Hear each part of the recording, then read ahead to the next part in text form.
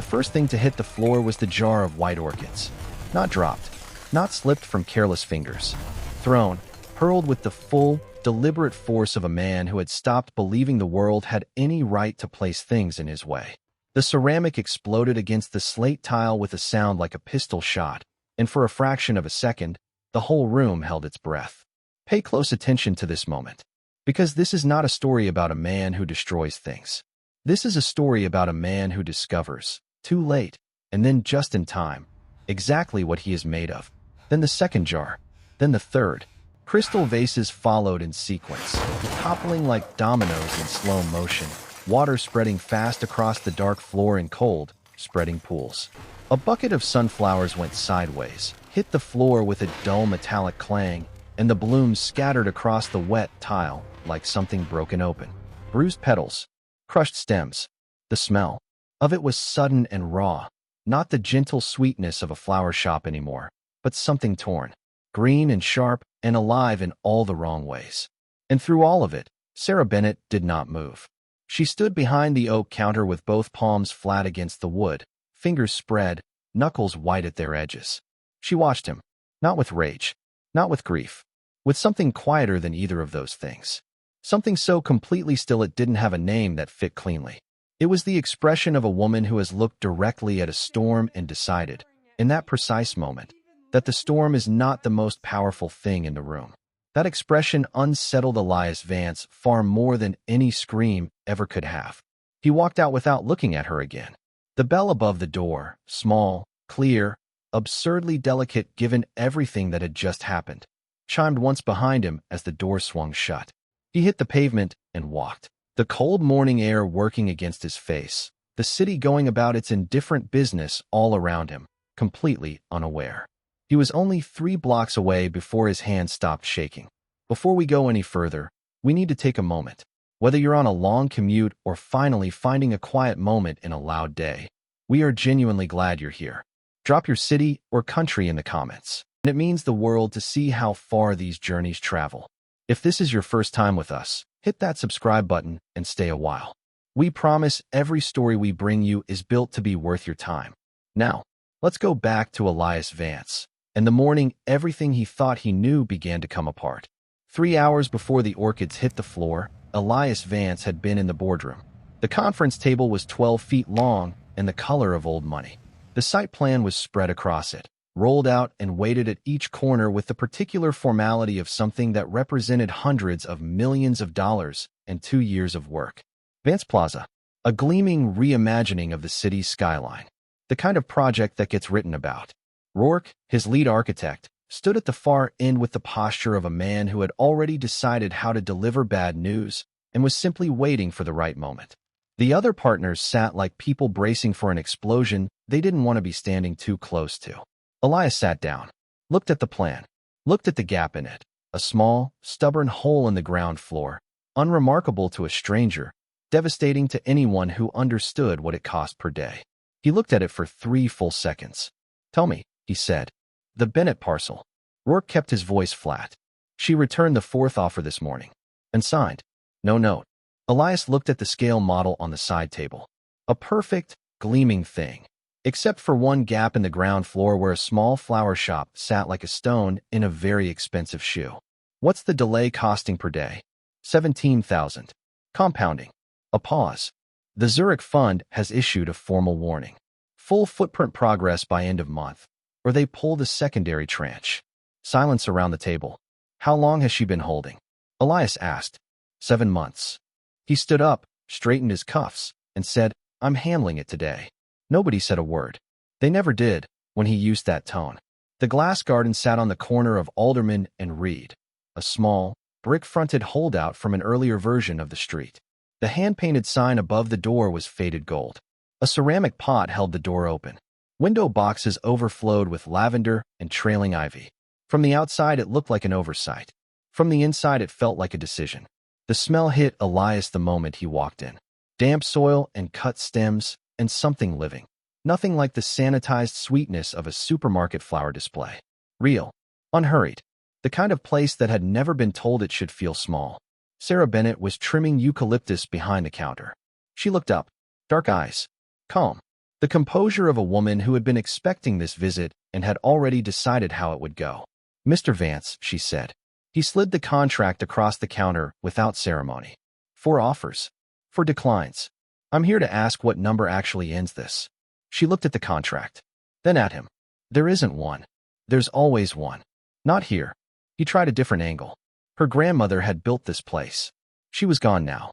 Every other owner on the block had moved on. He was offering real money, her terms, her timeline, a real chance to start again somewhere better.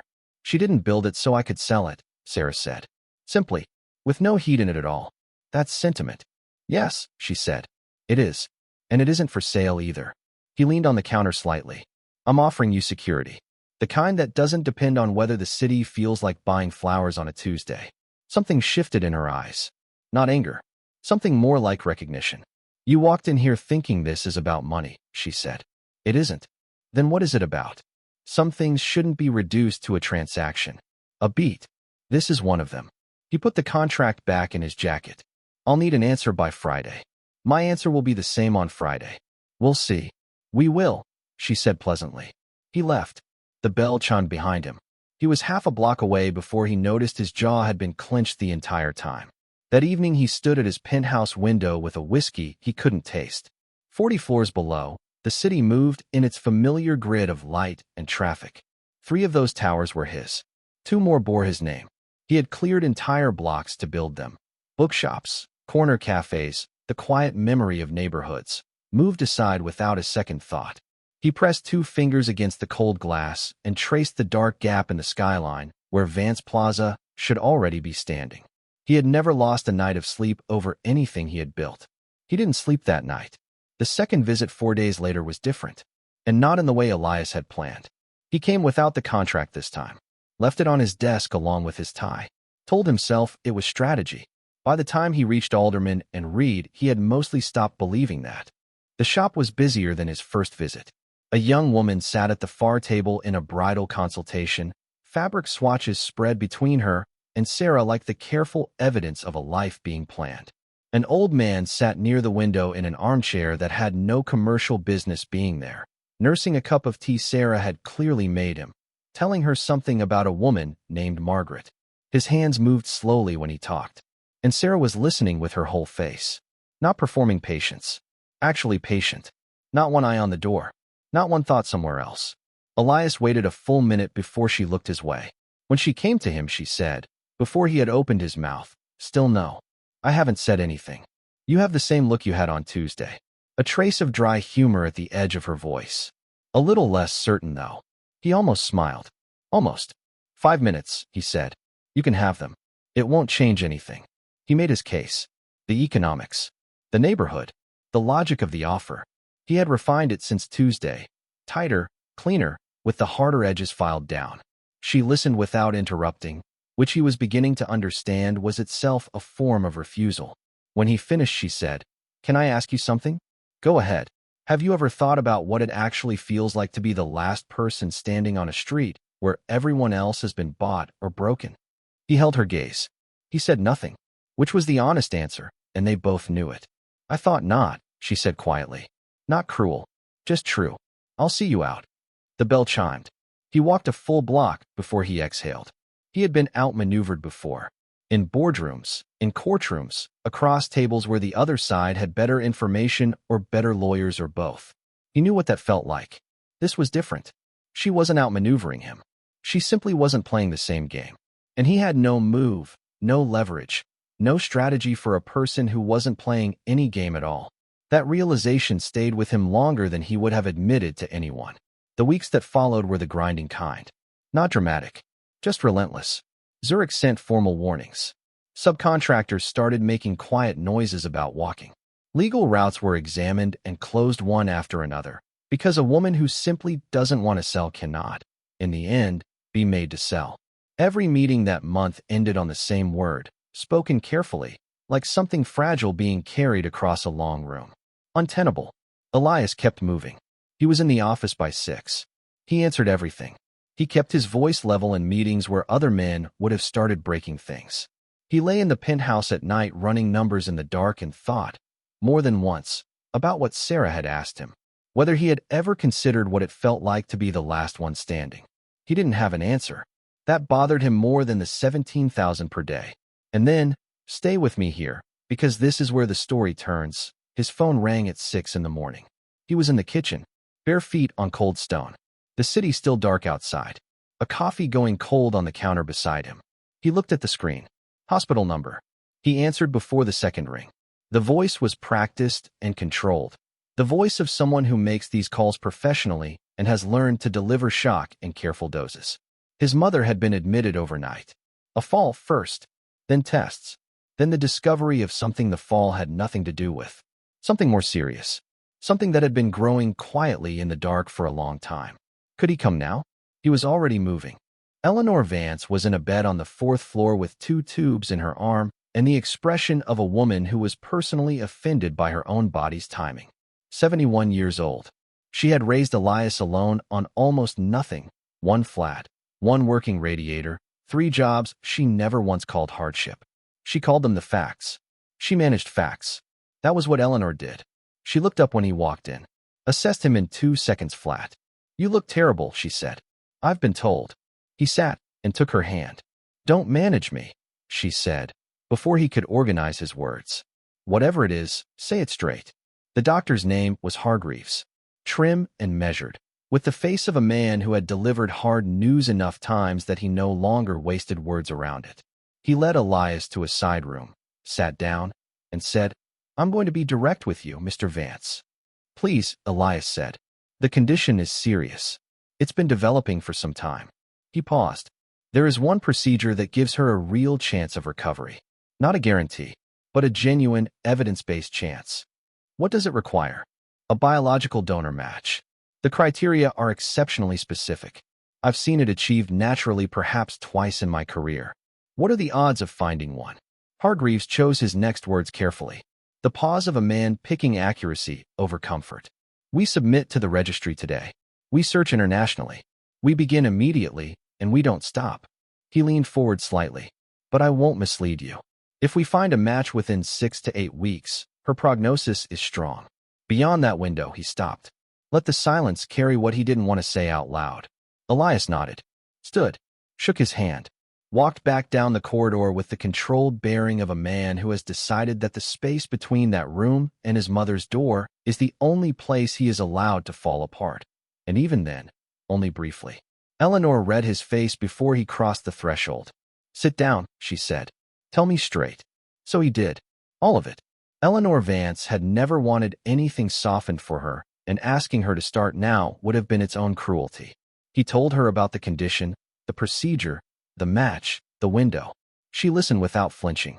Jaw set, eyes fixed on the middle distance. When he finished, she was quiet for a long moment. Then she said, "Right. So we find one." 3 words. The full extent of her concession to the situation. Elias looked at her, tubes in her arm, hospital light overhead, and felt something move in his chest that had no clean name. Pride and grief arriving at the same time, the way they always do when someone you love refuses to break in front of you. "We find one," he agreed. "And stop looking at me like I'm already gone." She pointed one finger at him with the precision of a woman who has been reading him his entire life. "I am not the cat, Elias." He blinked. "What? You had the same face when the cat died. You were 9. She held his gaze. "I am not the cat. Despite everything. Despite the doctor's words still sitting in the room like an unwanted guest," he laughed. "A real one. Short and sudden and completely helpless." Eleanor almost smiled. "There he is," she said quietly. "Now go find me a donor." What followed was the most expensive and ultimately the most humbling campaign of Elias Vance's professional life. He retained 3 transplant specialists simultaneously. He contacted institutions in Geneva, Boston, Singapore. He wired funds to a private registry in Munich that claimed access to an extended international donor pool the national system couldn't reach. He made calls through intermediaries that his lawyers told him, on 2 separate occasions, were in dangerous territory. "Find a way," he told them both times. Daniel, his assistant of 4 years, began leaving coffee outside Elias's office at 7 each morning without being asked. He had learned across those years to read the quality of Elias's silences. He knew the difference between focused and frightened. This, he understood without being told, was the second kind. The weeks moved forward. Every specialist returned with the same assessment in different language. Partial candidates. Insufficient matches. Criteria too specific. Eleanor was stable under palliative care, but not improving. She was losing weight she couldn't afford to lose. She told the nurses she was perfectly fine, with such conviction that all of them simultaneously believed her and none of them did. On a Tuesday morning in the 5th week, Elias sat in a board meeting and heard none of it. He was present in the physical sense only. Body in the chair, eyes on the table. His mind was in a hospital room on the 4th floor, beside a woman who had come home from a hotel kitchen at midnight smelling of other people's food and still asked about his day. Who had stood in front of him on the morning he turned 18 and said, not asked, said, "You are going to build something." He had built things. He was sitting in a room full of evidence of it. And none of it felt, in that moment, like what she had meant. Rourke was mid-sentence when Elias stood up. "Sir, the Bennett parcel. I'm going today." Rourke glanced at the others. "We've tried 4 times. I'm going today." He drove himself. No contract. No rehearsed argument. Just the weight of 5 weeks pressing down on him like a hand flat against his chest, pushing. The bell above the door chimed when he walked in. Sarah was at the back counter trimming white tulips. She looked up and took in the state of him, the shadows under his eyes, the 5 weeks of sleeplessness wearing through the surface of his usual precision like water through stone. Something in her expression shifted, not softening. The adjustment of a person realizing the conversation they prepared for isn't the one that's coming. He crossed the floor and set both palms flat on the counter. "I need this to be over," he said. His voice was lower than usual, stripped of its authority. "Give me a number. Any number. I will sign whatever you put in front of me today." "Elias, I know your answer. I am asking you anyway." He stopped. His jaw tightened. Something moved behind his eyes that he couldn't suppress. "Please." The word arrived without armor, plain and exposed and costing him something visible. Sarah set the scissors down. She looked at him the way she always looked at people, fully, without rushing to a verdict. "Something else is happening," she said quietly. "Something that has nothing to do with this shop." He said nothing, which was its own answer. "I'm sorry," she said. And she meant it. He could hear it in the grain of her voice. "Whatever it is, I'm sorry. But my answer is still no. This is the moment. The one that will make sense later in ways it cannot possibly make sense right now." Something snapped. Not loudly. Not all at once. The way a bridge gives. Not in a single dramatic collapse, but at the precise point where one too many things have been asked of a structure already carrying everything it had. His arm swept the display shelf. The orchid jar hit the slate like a gunshot. He didn't stop. Crystal vases next. 1, 2, 3. Water exploding across the tile. He upended the standing display, kicked the sunflower bucket, tore a wreath from the wall. His breathing belonged to someone else entirely. A version of himself he had no name for. When he finally stopped, the shop was unrecognizable. Broken glass everywhere. Bruised petals across the wet floor. The smell of crushed stems filling every corner. Sarah knelt down. She didn't weep. She didn't look at him. She simply began gathering the stems, one at a time, each one lifted carefully and set aside with the quiet focus of a woman who had already decided that the person standing above her did not get to determine what survived this morning. Elias stared at her hands moving through the wreckage with that impossible steadiness. Then he walked out. He drove 6 blocks and pulled over.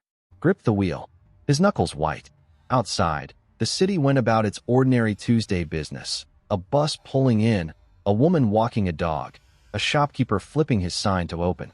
All of it proceeding with a normalcy that felt almost offensive. He sat until his hands stopped shaking.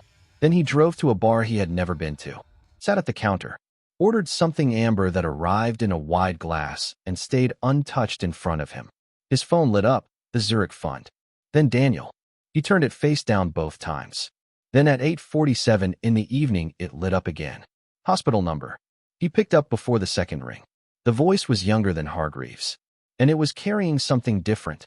Not the careful flatness of bad news, but something that hadn't settled into certainty yet. Something being held with the particular care of a person who doesn't want to give hope prematurely, but physically cannot contain what they are holding. "Mr. Vance, I'm calling about your mother's case." A pause. "A volunteer came forward today through the registry. We've run the preliminary panels. Another pause. The match is exceptional. We asked 2 technicians to verify it independently because frankly neither of them wanted to file it alone. A breath. It is as close to perfect as this unit has ever recorded. The bar continued around him. Someone laughed at the far end of the counter. A glass was set down on wood. All of it completely indifferent to the fact that Elias Vance had just been handed back something he had already, very quietly, begun to let go of. When he said, barely above a whisper, 48 hours. Pending second verification, which we expect within the hour. Elias pressed one hand flat against the bar. Breathed. Whatever she needs, he said. Yes, whatever it takes. He sat for a long time after the call ended. Somewhere across the city, in a hospital he had spent 5 weeks walking the corridors of, a stranger had walked in off the street and given his mother back her life. He didn't know who. He didn't know why. For once in his life, he didn't try to find out. The surgery took 11 hours. Elias spent most of them in a waiting room on the 3rd floor that smelled of vending machine coffee and stale air. He had navigated high-pressure rooms his entire career. Negotiations, courtrooms, boardrooms where everything hung on a single word. He had never experienced time behave the way it did in that room. It didn't pass. It sat, heavy and resistant, each minute demanding something from him just to get through it. He didn't open his laptop. Didn't check the Zurich messages piling up in his inbox. He sat with his elbows on his knees and his hands loosely joined, and he waited, which was the one thing his entire adult life had been built to prevent him from ever having to do.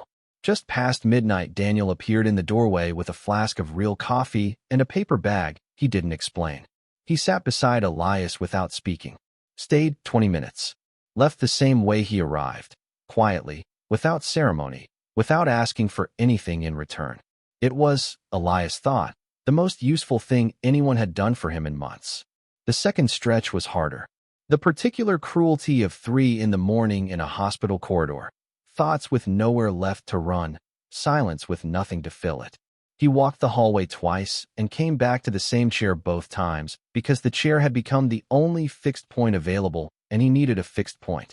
He thought about Eleanor, not the woman on the table, the earlier one, the woman who had worked 3 jobs and called them the facts of the situation, who had stood in front of him on the morning of his 18th birthday and said, not asked, not hoped, said, "You are going to build something." He had built things. Sitting in that corridor at 3 in the morning, he wondered, for the first time in a very long time, whether any of it was what she had meant. Just before 2, Hargreaves came through the double doors, still in his surgical clothes, a looseness around his eyes that his usual composure hadn't fully managed to suppress. He stopped in front of Elias and said, "It went well. Better than well. She's stable. The markers are exactly where we need them." A pause, small, genuine, the kind that belongs to a man who still feels the weight of what he carries even after years of carrying it. Eleanor came through beautifully, Mr. Vance. Elias stood. He didn't speak. But there was a moment, 3 seconds, maybe less, where everything he had been holding for 5 weeks moved through him all at once. His composure bent under the weight of it, visibly, in a way he couldn't manage or contain. Then it steadied. "The donor," he said. "They're recovering well. We expect discharge within the week." Hargreaves held his gaze with the specific directness of a man about to say something he needs to be certain is heard. Their condition was absolute, Mr. Vance. No contact, no identification, no acknowledgement of any kind. Stated clearly and in writing before they agreed. "I understand. I need to be sure.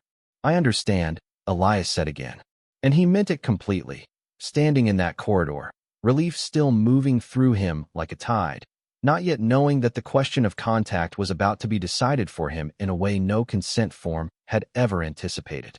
He moved his chair to the corridor directly outside Eleanor's recovery room and sat in it until morning arrived, pale and slow, through the windows at the end of the hall. Eleanor woke at 6:30. She found him immediately, still in his coat, unshaven, 5 weeks of sleeplessness written plainly into his face. She looked at him for a long moment. "You stayed," she said, her voice rough at its edges, but entirely her own. "Where would I go?" he said. "It worked. It worked." She closed her eyes briefly, something private moving across her face. When she opened them, the steadiness there was different from before, not new, but restored. Something that had been threatened and had survived. Who was it, she said. The donor. Anonymous. They wanted no contact. She was quiet, looking at the ceiling, then softer than he had perhaps ever heard from her. I can feel it, Elias. Whether something is given freely or given under pressure, the body knows the difference. A pause. This was given freely. All the way freely. He held her hand and said nothing. Eleanor had never once spoken in abstractions in his entire experience of her. For her to reach for that language now meant ordinary language had fallen short. He let the silence hold what it needed to hold. Stop looking at me like that, she said after a moment. Like what? Like you're taking inventory. She leveled a look at him that had not changed since he was 12 years old. Go home. Sleep. You look like something the city dragged in and then thought better of. He almost laughed.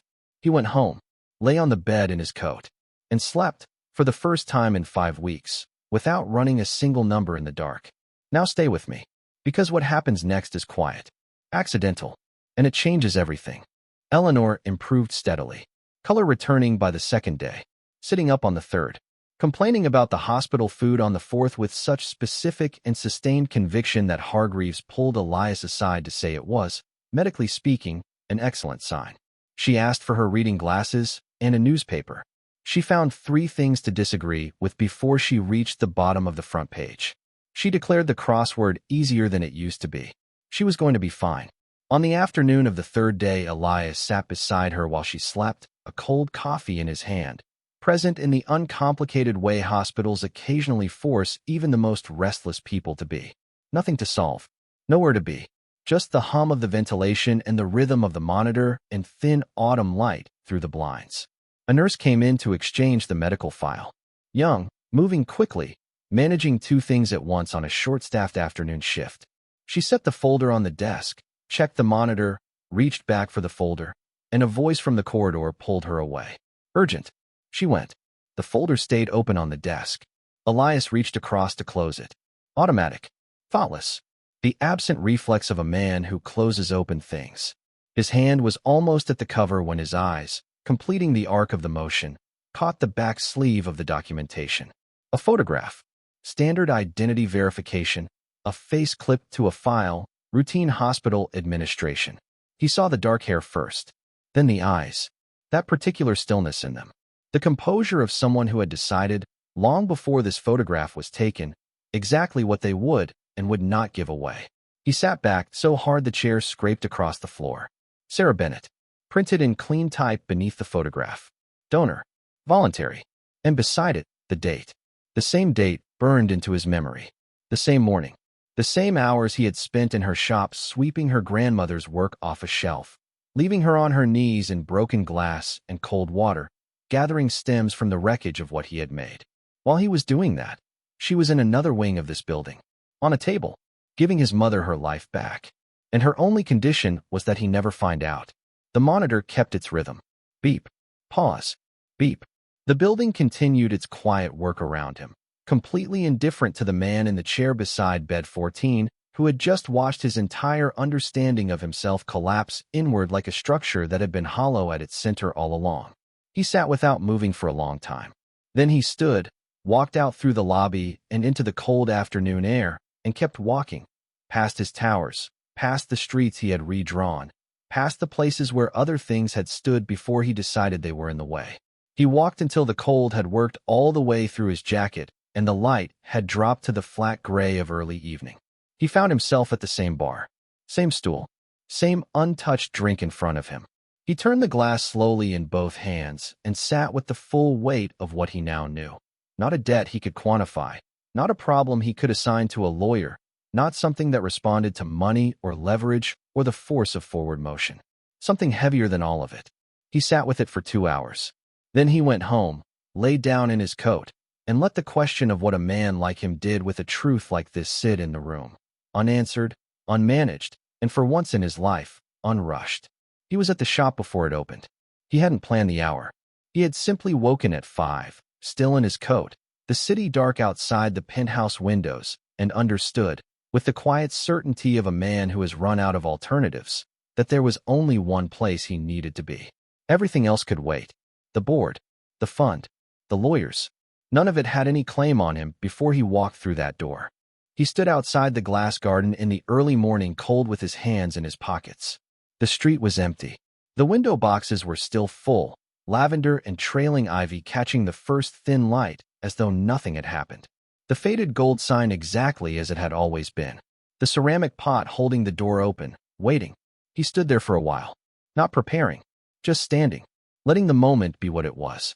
Sarah arrived at 7 with a canvas bag over one shoulder and 2 paper cups of coffee in her other hand.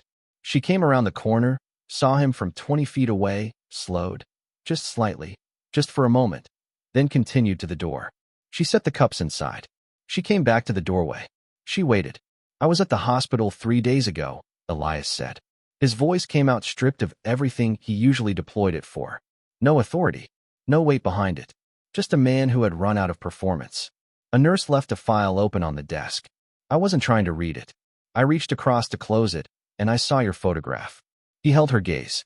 In the donor file. Something moved across her face. There and gone in less than a second. Then the stillness returned, but rawer than before. The stillness of someone who has been seen in the one way they specifically chose not to be. "You weren't supposed to know," she said. "I know that. That was your condition, and I understand why." He breathed. "I'm asking you to allow me this conversation anyway, because I cannot carry what I know without saying it to the person it concerns." A pause. "Please." She stepped back from the doorway. An allowance, not an invitation. He came inside. The shop had been fully restored. Every surface reset. Fresh flowers in the buckets. The shelf repopulate. The floor clean and dry. Not a chip of ceramic. Not a watermark on the wood. She had put it all back together, alone, and then opened the door and gone on. He stood in the middle of the restored floor and felt the full weight of that. "I destroyed this place," he said. "Not just the objects. I knew what this shop was, you told me, and I heard you. And I came back anyway and took it apart and left you on the floor in it and walked out." His jaw tightened. His voice stayed level, but the effort of keeping it that way was visible. "There is nothing I can say that makes that something other than what it was." Sarah stood behind the counter, arms loosely crossed, watching him with the full attention she gave everything, not assessing, simply receiving. "And my mother," he continued. He shook his head once. "The same morning I was in here doing that. You walked into that registry alone. You knew whose name was on the file. You signed the forms. You lay on that table. And you gave her back her life." He looked at her directly, with the only condition being that we never find out. The shop was quiet around them. The faint drip of water from a stem bucket. The street beginning to fill with morning outside. "Why?" he said. Plain. Undefended. The genuine question of a man who has demolished every answer he ever had and simply needs to understand. Sarah was quiet for a moment. "Because she needed help," she said. That was the whole of it. She was a person in need, and I was in a position to help. Everything else, you, the contracts, what was happening to this shop, none of that had any place in that decision." "How?" he said. "Knowing what I was doing to this place, how?" "Because what you were doing to this shop and who your mother was had nothing to do with each other." She held his gaze steadily. "She didn't deserve to suffer because you were behaving badly. Those are two separate things." The simplicity of it landed harder than any complicated answer could have. He stood with it for a moment. Then he reached into his jacket and produced a folded document. He set it on the counter. "I want to cover the full restoration. Every damaged item. Every piece of your grandmother's work that I broke. Whatever the figure." "No," Sarah said. "Sarah, no. Patient. Clear. Final. I don't want to be a line in a ledger where you balance out what happened here. What happened here isn't a debt you can settle with a document." She looked at him. "And I think you already know that. I think that's actually why you're here." He was quiet. Then what do I do with it?" It came out with a plainness that surprised even him.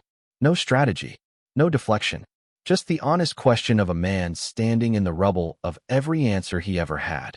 "You do something because it's right," she said. "Not to balance anything, not to feel better, not because it's good for business." A pause. "Just because it's right. I think you've known what that looks like for a while.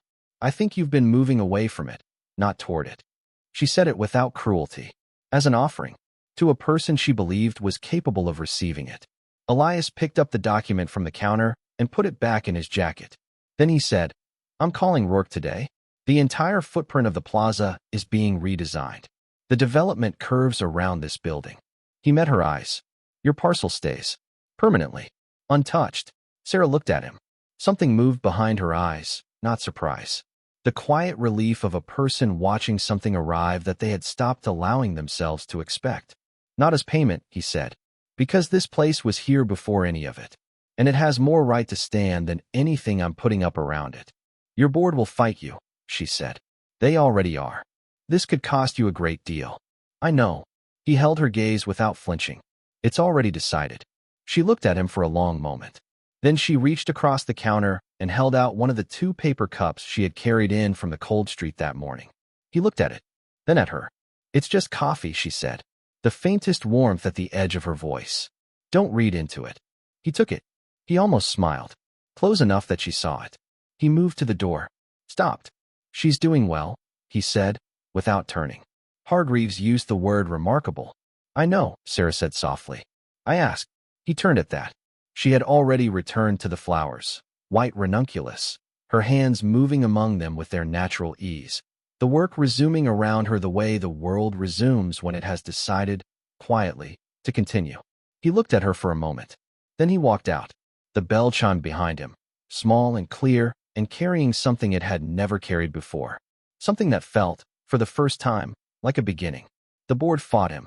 Marchetti spent 20 minutes laying out every number, every risk, every contractual obligation that stood between Elias and the decision he had already made. Elias listened to all of it. Then he said, I met someone who reminded me that some things have more right to exist than the ambition of the man standing next to them. Nobody spoke. Rourke has the new brief. We start Monday. He closed his folder and left the room. The redesign took 3 months. The towers were reconfigured. The courtyard repositioned. The sightlines restructured so that every person entering Vance Plaza was drawn naturally toward the center, toward the small brick building that now sat at the heart of everything, like a compass point around which the rest had been organized. The surrounding towers rose around the glass garden the way hills rise around a valley, not consuming it, sheltering it. Rourke called it the soul of the building in every interview he gave that year. He said it carefully each time, watching for the correction. Elias never corrected him. Opening day arrived on a clear morning in early autumn, the light arriving at a long golden angle, the air sharp and clean. The plaza filled steadily from 9 o'clock, investors, officials, the public streaming through in a current drawn forward by the architecture exactly as Rourke had intended. People stopped to look up, kept walking, stopped again, and at the center of all that steel and glass, the small brick shop front. Faded gold sign, overflowing window boxes, wooden door propped open, sitting there with the quiet authority of something that had always known it belonged. Elias stood at the edge of the courtyard in his dark coat and watched. He had declined the speech, declined the photographs. He was simply present, watching, which was, for Elias Vance, as close to peace as he had ever managed on a working day. Eleanor arrived at 10:30. She came through the north entrance on his arm, moving carefully but upright and entirely herself, with the particular quality of aliveness that belongs only to people who have recently been reminded it isn't guaranteed. She looked at the towers, the courtyard, the people moving through it. You did this, she said. Rourke did this. Don't be modest. It doesn't suit you. She squeezed his arm. It's extraordinary, Elias. There's something I want you to see, he said. He walked her toward the center. She saw the shop before she saw Sarah. She slowed, then stopped entirely. Her hand tightened on his arm. I know this place, she said. You've never been here, Mom. I know this place. She said it in a different register entirely, not recognition, but memory, deep and old. Her eyes moved across the window boxes, the faded sign, the ceramic pot holding the door. Sarah appeared in the doorway, green apron, a stem of white tucked behind her ear. She looked at Eleanor and went still, with the quiet recognition of someone watching something arrive that they have been, without quite admitting it, half expecting for a very long time. Eleanor walked the last few steps alone. She came to the counter, looked at the fresh arrangements. Then her gaze settled on the photograph at the far corner, old, slightly faded, in a simple wooden frame. A woman standing before this same shop front, younger but unmistakably the same place, smiling at whoever held the camera with the easy warmth of someone who finds the world, on balance, a generous place. Eleanor went completely still. "That's Mrs. Bennett," she whispered. Sarah came quietly around the counter and stood beside her. "She was my grandmother," she said gently. Eleanor turned to look at her fully. She searched Sarah's face, the dark eyes, the stillness, the complete and unhurried attention. "The way you search for the thread connecting what you see now to something you've carried for 40 years. I never found her again," Eleanor said. Her voice quieter than Elias had ever heard it. The iron gone, leaving something underneath that the iron had always been protecting. It was winter. A bad one. Elias was 7. We had nothing. I collapsed on the pavement 2 streets from here. She paused. A woman brought me inside. This shop. She made tea and fed me and wouldn't hear of payment. When I finally left, she pressed a small bouquet into my hands and said, Eleanor's voice fractured, just slightly, at its very edge. She said kindness always finds its way back. The courtyard noise continued outside. None of it reached inside the shop. Sarah's eyes were bright. "She told me that story," she said softly. "Many times. She never knew your name. But she talked about the woman in the snow. She said it was the most important thing she ever did." A pause. "She said she hoped the life that followed you had been worth the cold." Eleanor took Sarah's hand in both of hers and held it. "It was," she said. She glanced at Elias, just once, briefly, and in that single glance delivered everything she had never said out loud about what he had cost her and what he had given her and how completely, impossibly, it had been worth every moment. "More than I can tell you." Elias stood in the doorway and felt something shift in the very foundation of what he had always believed about strength. He had spent his life building things designed to last. Steel and glass and his name in large letters on the sides of structures that would stand for a century. He had believed that was how a man left a mark. That endurance was the measure. That what you built and protected and put your name on was what remained. He looked at the photograph in its wooden frame. A woman who had brought a stranger in from the cold on an ordinary afternoon 40 years ago. No building to her name. No monument.